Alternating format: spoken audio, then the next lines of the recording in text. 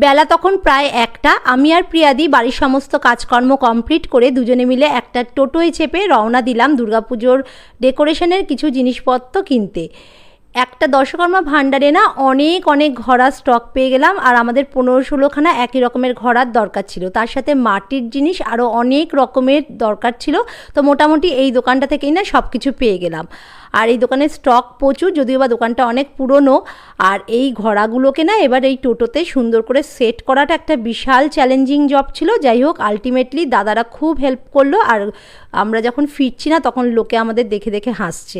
যাই হোক, দুর্গাপুজোর জন্য আরও অনেক কিছু কেনার ছিল, তো সেইগুলো না একটু একটু করে কিনেছি। আরও অনেক কিছু কেনারও বাকি আছে। অ্যাকচুয়ালি এই কোন মেটেরিয়াল কার সাথে যাবে, কী ধরনের কালারের সাথে ম্যাচিং খাবে, তার সাথে কি লেস, কি পুঁতি, এই সবগুলো যাবে, এইগুলো না একটা বিশাল দায়িত্বের জিনিস, এবং ম্যাচিং করতে প্রচুর সময় লাগে। বারে বারেই দোকানে গিয়ে এই জিনিসগুলোকে খুঁজতে হয়, আর সব সময় যে স্টকে থাকে সেইটাও নয়, তো অর্ডার দিয়ে আবার আনিয়ে নিতে হয়। আলটিমেটলি আমরা কিন্তু মোটামুটি অনেকটাই শপিং করে নিয়েছি। আর তারপরে একটু গরম গরম চা না হলে চলে, তো চা খাওয়ার পরে কিন্তু আমরা বসে পড়েছি সবাই আবার ড্রয়িং করতে।